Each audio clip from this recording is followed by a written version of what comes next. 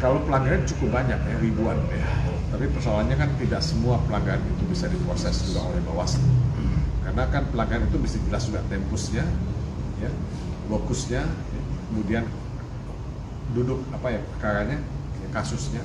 Nah ini kan bisa betul-betul konkret ya, spesifik baru bisa diproses. Kalau tidak, kan kita hanya seperti membaca ada pelanggaran, ada kecurangan, tapi tidak memberikan dukungan bukti-buktinya.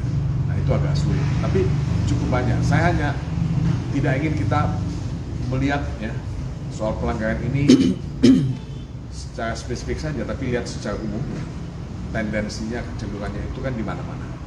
Ya, bansos misalnya. Kalau Anda minta bukti ya, itu kan tidak selamanya kita bisa dapat bukti yang konkret. Tapi kecenderungan politisasi bansos itu ada. Kecenderungan penyaluran bansos yang menguntungkan paslon tertentu itu bisa kita lihat dan kita bisa baca. Nah hal-hal semacam ini yang membuat kita sangat khawatir bahwa Pilpres dan pemilu ini ya akan ditandai dengan bias, dengan keberpihakan yang menguntungkan salah satu peserta pemilu atau paslon. Pak Todung, kemarin kan TPN juga paling rajin ya untuk datang ke Bawaslu, dan hari ini juga datang lagi untuk mempresentasikan laporan itu, dan sejauh ini komitmen dari Bawaslu untuk menindaklanjuti itu, dan kalaupun sudah ada yang ditindaklanjuti, sekarang update-nya seperti apa dari Bawaslu? Kami tentu punya kepentingan, dan saya kan bukan kami aja sebagai paslon 3 ya, bukan sebagai TPN, tapi semua rekan negara punya kepentingan untuk bisa menjalankan hak pilihnya, memberikan suaranya kepada mereka-mereka yang dipilih oleh mereka. Kita tidak ingin satu suara itu dihilangkan. Kita ingin siapapun harus bisa menggunakan hak suaranya.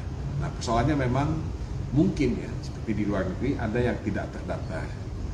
Di sini juga mungkin ada mereka yang tidak masuk dalam DPT, tapi punya KTP, punya kartu keluarga.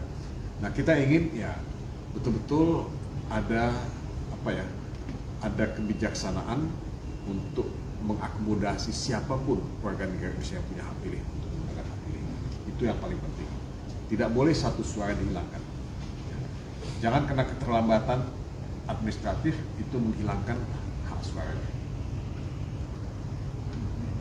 Bapak tadi izin, tadi kan ada ribuan pelanggaran yang ditemukan. Itu didominasi oleh pelanggaran apa? Pelanggaran itu kan ada yang sifatnya administratif ya, ada yang masuk ke Gakumdu, ada yang proses ya pidana, ada yang proses juga. Jadi ini yang masuk ke Gakumdu. Kalau kita di TPN juga punya data ya. Dan data kita juga ya tidak terlalu banyak ya yang kita bisa kualifikasikan sebagai laporan yang bisa diproses. Kebanyakan laporan itu kan memang membutuhkan data-data tambahan, bukti-bukti tambahan. Jadi ya kita nggak bisa memberikan yang betul-betul konkret mengenai angka, tapi kami hanya ingin mengatakan bahwa proses itu tidak kalah penting dari hasil akhir. Pemilu dan Pilpres itu bukan semata-mata soal perolehan suara, tapi soal proses yang mesti berintegritas. Itu yang paling penting. Oke ya.